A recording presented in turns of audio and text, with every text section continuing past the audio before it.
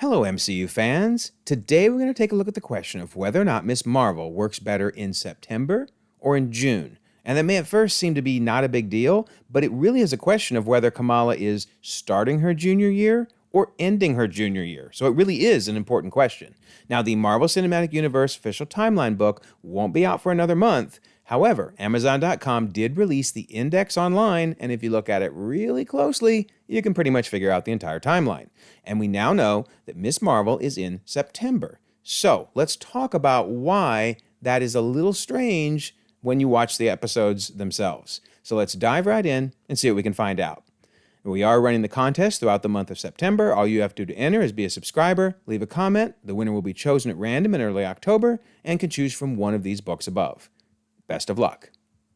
Okay, so quick recap.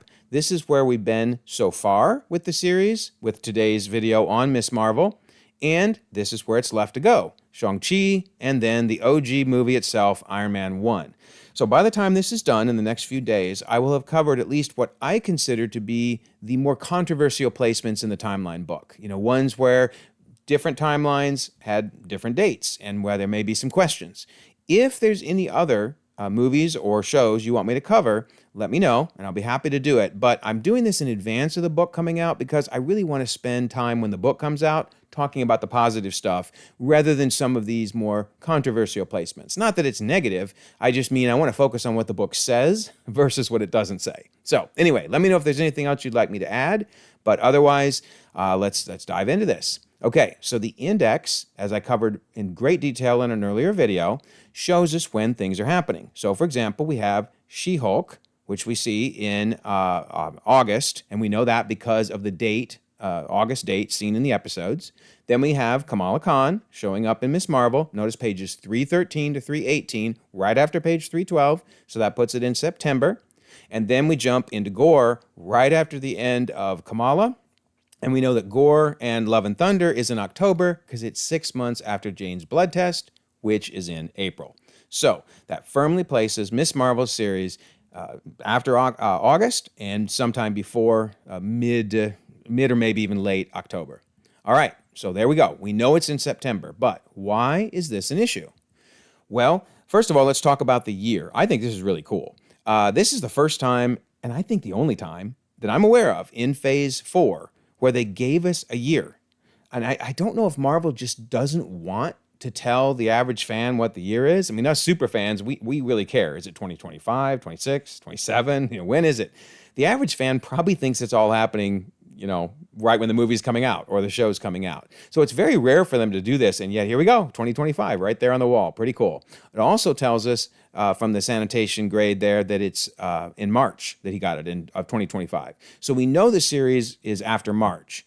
We also know the series is before December because, again, there's a 2025. That was twice in these episodes that her driver's ed registration ends in December. So, okay, we know it's somewhere between March and December. And again, the timeline book tells us it's in September. But why is September an issue? Well, it's because of the Eid celebrations. So we know it's the second Eid because Kamala says, yeah, my mom wants to know if you're coming to Eid with us. And Bruno says, is it Eid again? And she's like, yeah, the lesser one. So it's the second Eid, of which there's two. And this was kind of the lesser one is an inside joke by some of the writers because they always considered the second Eid to be the boring one, the lesser one. So if we look at a calendar in 2025, the Eid celebration is in June 6th to 7th. So why then is it in September, right? Is this a big mistake? I mean, clearly the series was to teach us about Muslim culture. We learned about the partition, the mosques, obviously the Eid celebrations, Ramadan, etc. Yet here they've got it in the wrong place. Well, there's a couple reasons it has to be in September and not in June. One small one, but important, is in the first episode, we see on Damage Control's wall some of the villains from the She-Hulk series. You can see Titania, you can see Mr. Immortus. Now, you could argue maybe they've been tracking them for a while, so maybe this isn't conclusive proof, because if the series was in June, for example, maybe Damage Control has been watching them for a while. But I think it was really a hint saying, hey, this is happening after She-Hulk. So there's that. But this is a big one. Clearly, it has to be in fall because there's leaves everywhere. Now, sometimes they film something at a different time of year than the movie or show is set, but this was instrumental to the series. Like, legit, she would have a broken back probably, if not for those leaves, because the tree branch didn't hold, remember? And she falls down into the leaves. So they actually play an important role. And if this were June, there would be no leaves like that, very unlikely at least. Also, when we look at some of the clues they give us about where she is in her junior year, it's really clear. I mean, look at this. So they let us know she's in her junior year, but yet college admissions are still coming. The SAT hasn't happened yet. Those would both be done by the end of junior year.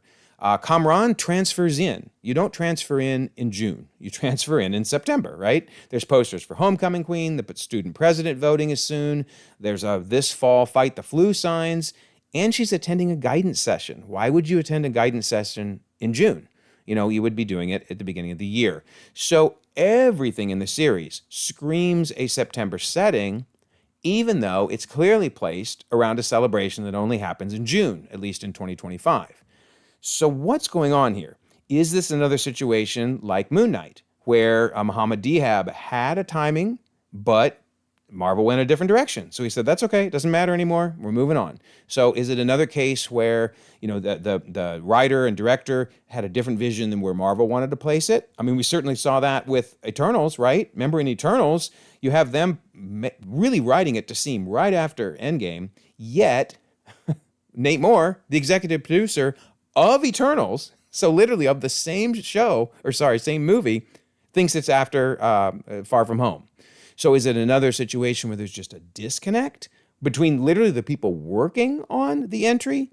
No. I would argue in this case, I'm not trying to be mean to her, but this falls squarely on executive producer Sana Amanat, who was responsible for the show. But I don't say this negatively, because her goal, this is a quote from her, was along the way, people are learning so much about our faith and our culture.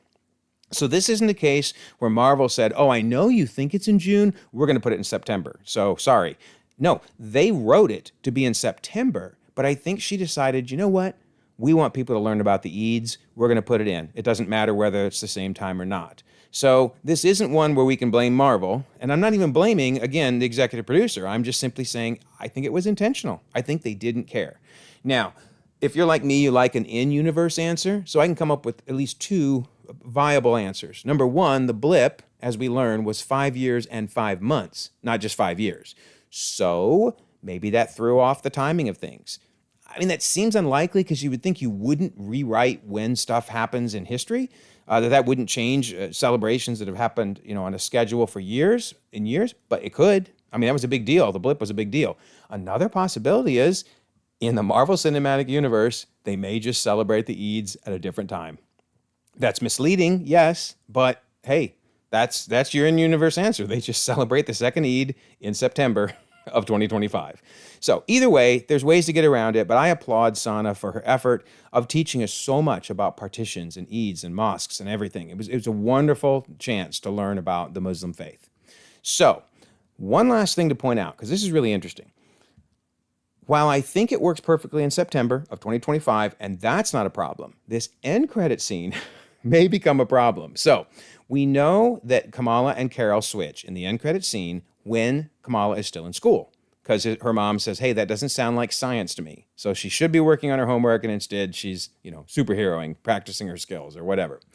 So, okay, no problem. But this, we know it's still during school, but of which school year? That's the question.